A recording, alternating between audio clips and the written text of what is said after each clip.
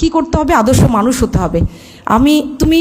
তোমরা যদি সাদিক কায়েমকে খেয়াল করো, হাসি মুখে সবার সাথে কথা বলে, এটা কিন্তু বড় একটা গুণ।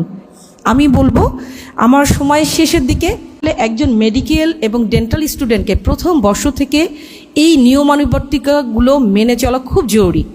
ফার্স্ট ইয়ার থেকেই ক্লাস কয়টায় শুরু হয় তোমাদের?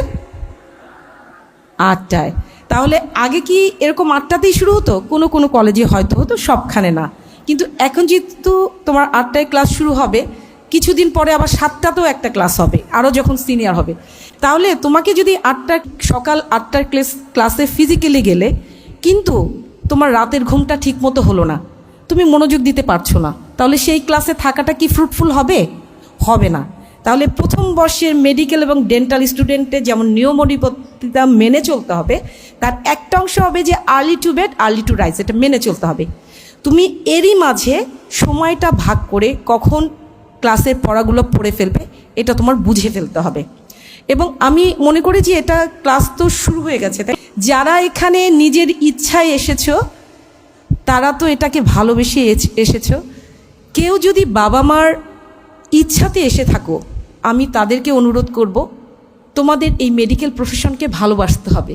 ভালোবাসলে যে কোনো কাজই সহজ হয়ে যায়, বন্ধুর পথ তখন সরল বলে মনে হয়। এটা তোমরা নিজেরাই বুঝতে পারবে।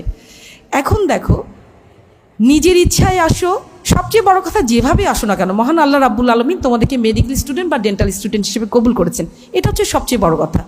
তাহলে আমি বলেছি যে এই পড়াশোনাগুলো ভাগ করে নিতে হবে। তোমরা ফার্স্ট ইয়ারে কি কি পড়ো? সাবজেক্টগুলো বলো তো। অ্যানাটমি, আর কি পড়ো? ফিজিওলজি, আর কি পড়ো? বায়োকেমিস্ট্রি। তাহলে অ্যানাটমিটা কি? অ্যানাটমিটা হচ্ছে এই যে আমরা এখানে বসে আছি, একটা মানুষ, হ্যাঁ? আবার তোমাদেরকে দেখো, স্কেলিটন বা বোনস সবাই জোগাড় করেছো না অ্যানাটমি বোঝার জন্য? তার মানে কি, একটা রক্ত মাংসের মানুষের দেহের ভেতরে আসলে একটা স্কেলিটন থাকে।